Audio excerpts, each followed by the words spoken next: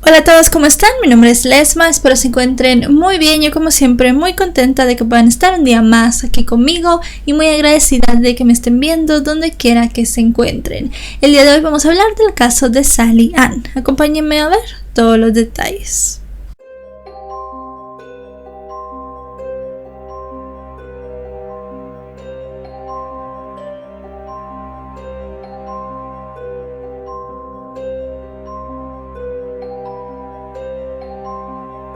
Sally Ann Bowman nació el día 11 de septiembre de 1987 en Inglaterra. Fue la hija menor de Linda y Paul, quienes al nacer Sally ya tenían otras 3 hijas.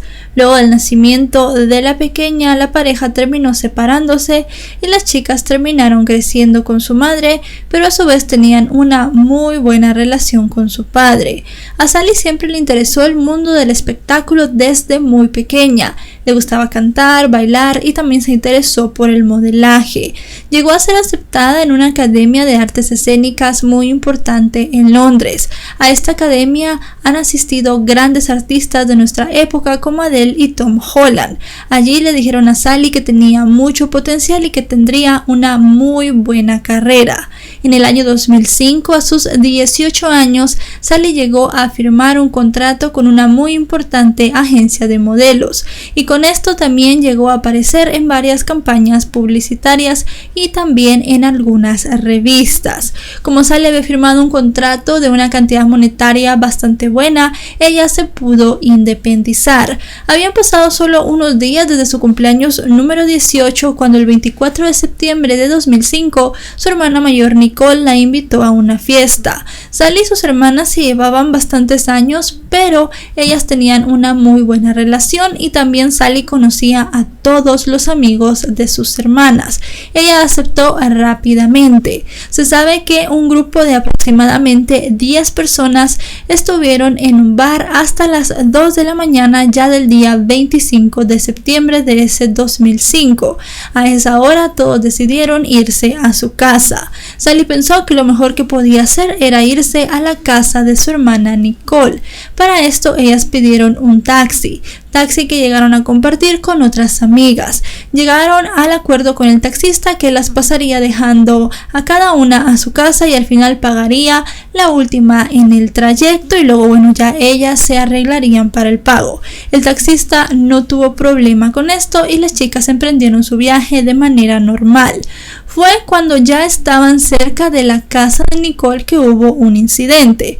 Se bajó una amiga que vivía relativamente cerca. Cuando esta amiga se bajó del taxi, Nicole comenzó a gritarse cosas desde dentro del vehículo con una persona que estaba afuera.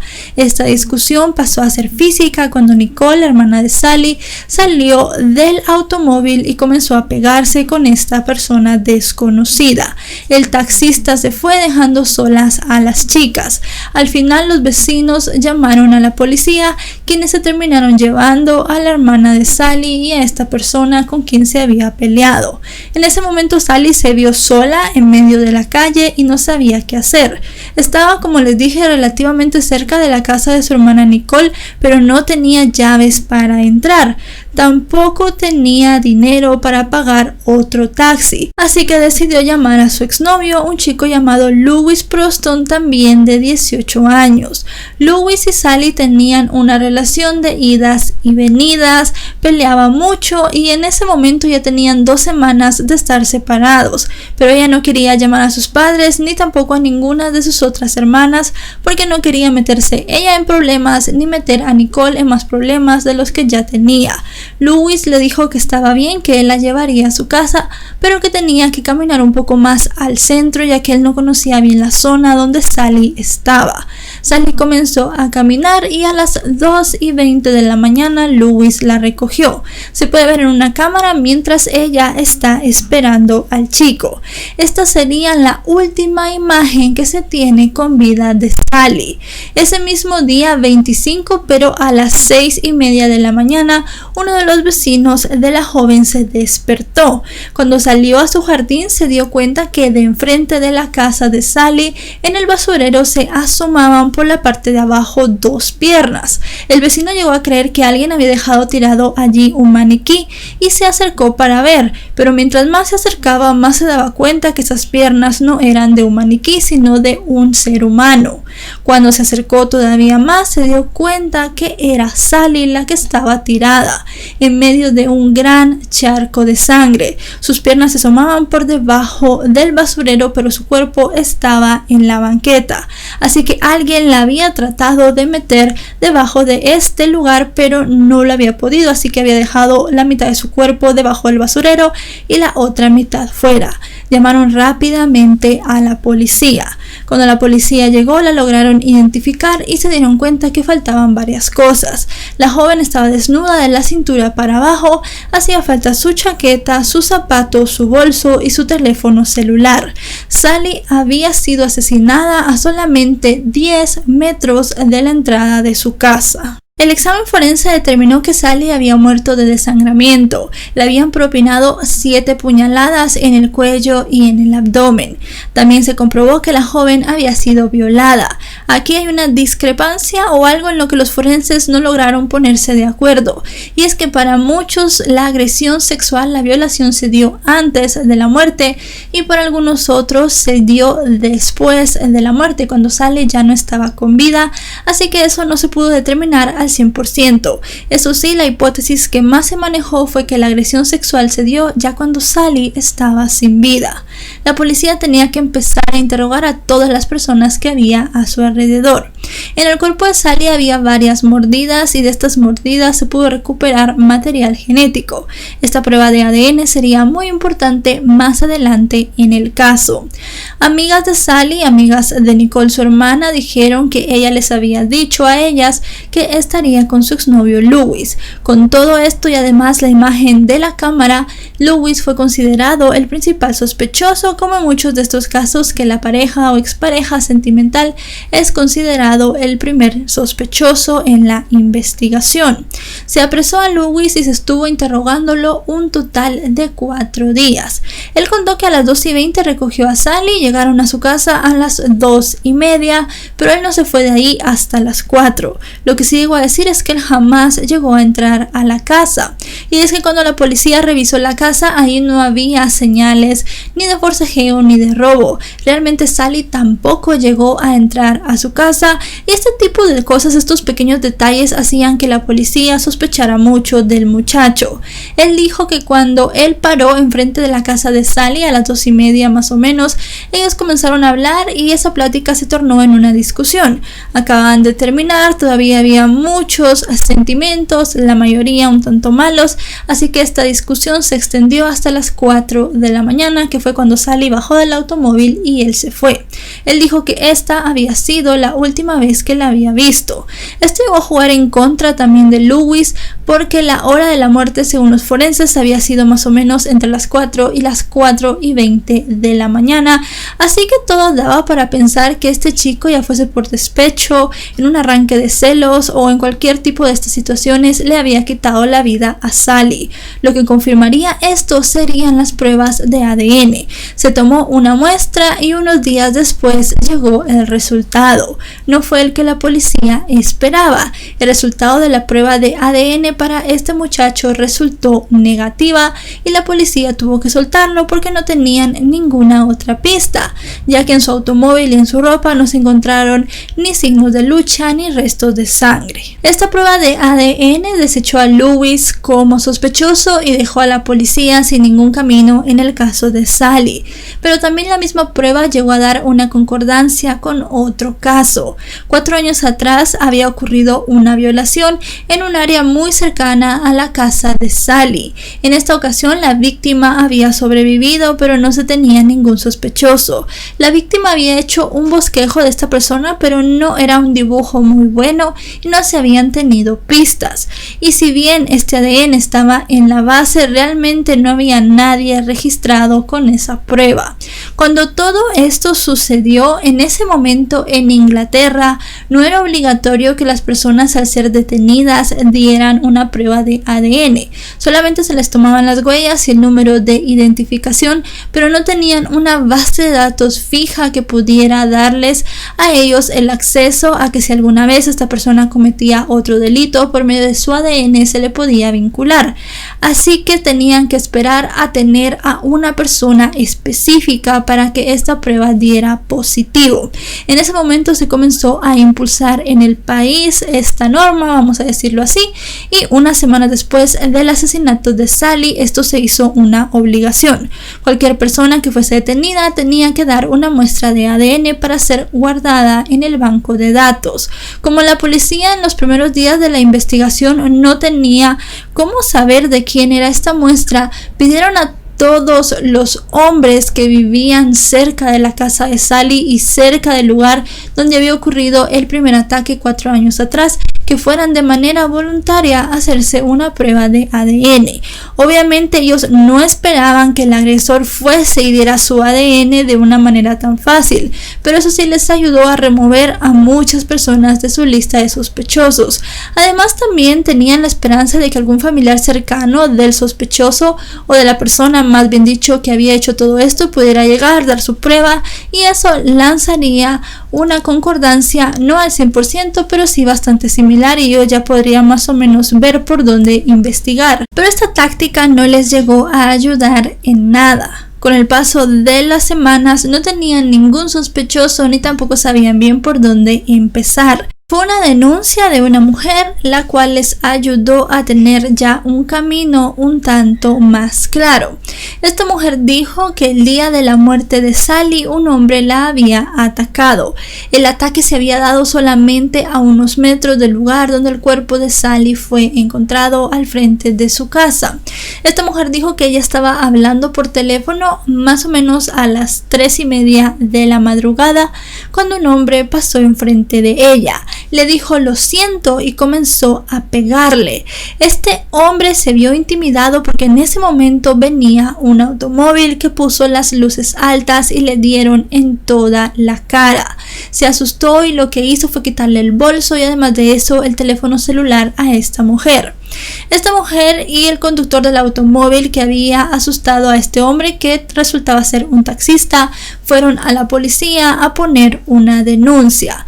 Esta denuncia llegó a manos de los investigadores del caso de Sally y se dieron cuenta que había sido el mismo día y también en un lugar muy cercano. Llamaron a declarar de nuevo a esta mujer y ella dio algunos detalles extra. Dio algunas características físicas del sujeto que la había atacado para que la policía pudiera hacer un retrato hablado. También dijo que la persona con la que estaba hablando no llegó a colgar para ver qué estaba sucediendo y que en cierto punto de esa llamada la persona del otro lado de la línea llegó a escuchar a una chica gritar.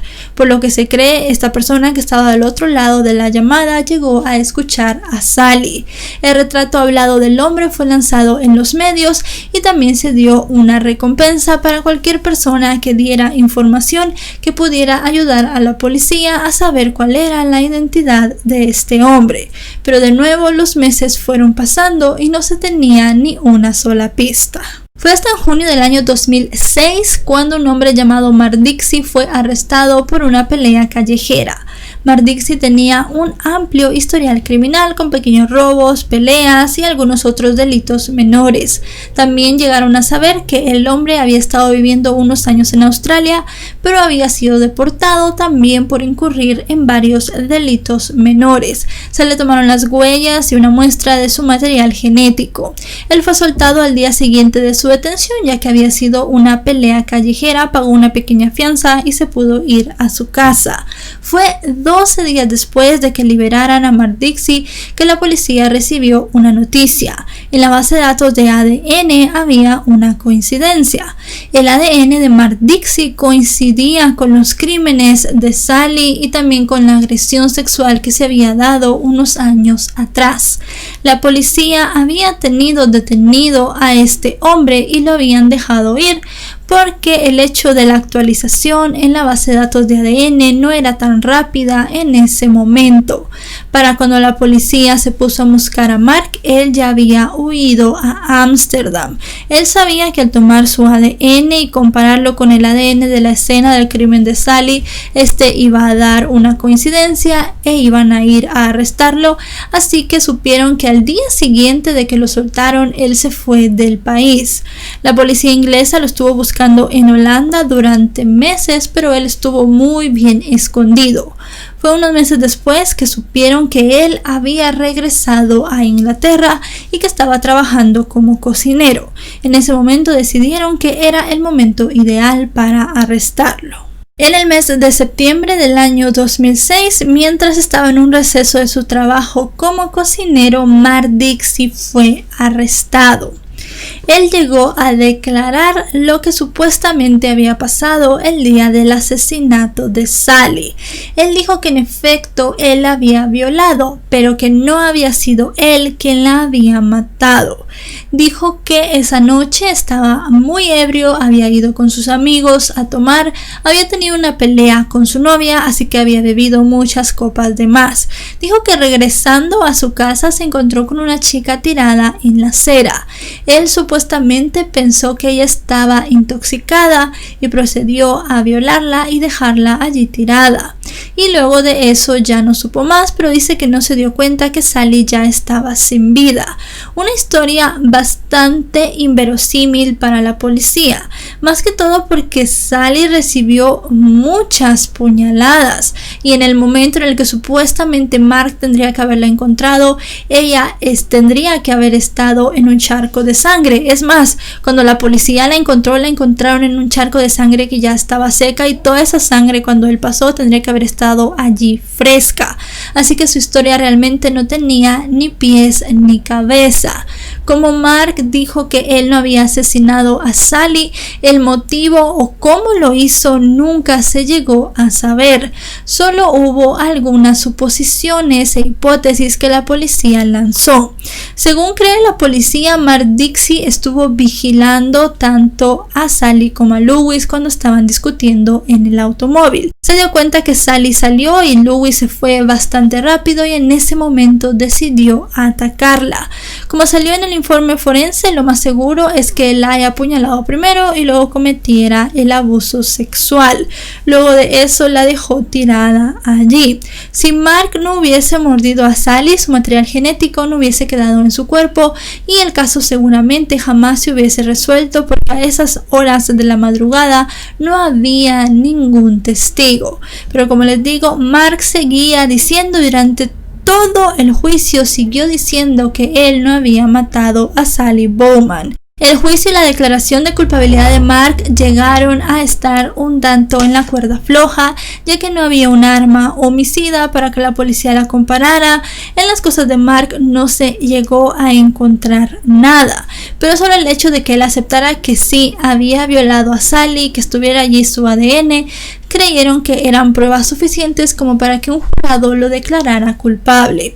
En el año 2008, en efecto, este hombre Mark fue declarado culpable por el asesinato de Sally Ann y por la violación de la otra mujer algunos años antes que Sally y fue condenado a cadena perpetua. Eso sí, podrá pedir la libertad condicional luego de 34 años y si no se la conceden podrá esperar 10 años más y así sucesivamente.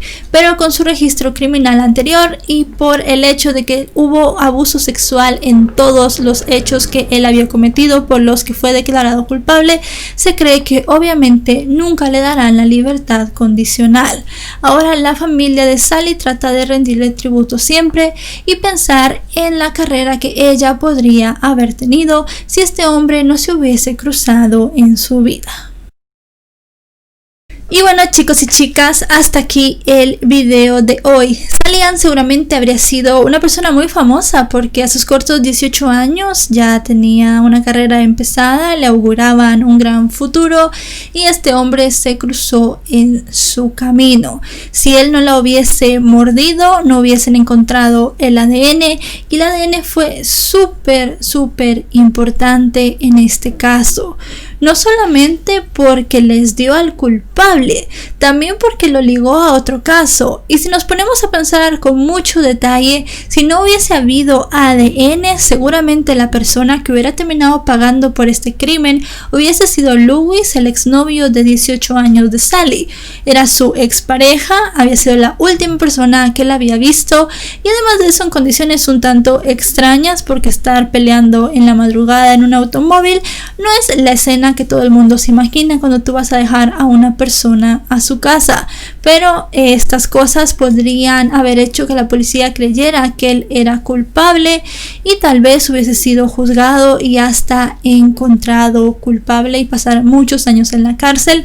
Este caso es la prueba de que el ADN ha ayudado mucho a la investigación policial y también ha ayudado mucho a encontrar verdaderos culpables y no culpar a personas que pues eran inocentes. Hemos visto muchísimos casos, como les digo, en los que el ADN juega un papel crucial, y creo que este fue de los primeros y además de eso de los más conocidos, al menos en todo Reino Unido. Ahora este hombre está cumpliendo su pena. Yo realmente no creo que le den la condicional, como ya les dije, porque los delitos que cometió son de índole sexual, además de eso un asesinato, cosa que él no llegó a declarar, así que tal vez en sus apelaciones llegó a usar esto, pero es más que evidente que él le quitó la vida, más que todo porque la violación se cree sucedió ya cuando la chica estaba muerta, y que obviamente si ves a alguien con muchas puñaladas tirado en la calle te tienes que dar cuenta, la sangre, las heridas y todo eso, por más alcoholizado que vayas, creo que es algo que es bastante evidente. Así que al final hubo justicia para Salian con casi nada de testigos y con solamente una prueba. También si este hombre no hubiera cometido más delitos, su ADN nunca hubiese sido encontrado y al final no estaría en la base de datos, y no sabemos si tendrían que haber pasado muchos años. Así que en este caso la investigación policial también tuvo mucha ayuda externa, vamos a decirlo así, de diferentes técnicas y además de eso un tanto de suerte por allí. La familia de Sally ahora trata de recordarla y trata de tener siempre su recuerdo vivo. Si este video les ha parecido informativo, recuerden dejarle un me gusta. También recuerden suscribirse si no lo están. Yo actualizo 3 o 4 veces a la semana, y si están suscritos podrán ser los primeros en ver estos videos porque les llegará una notificación a su teléfono o a su computadora. Mi nombre es Lesma, nos vemos hasta otro caso. Adiós.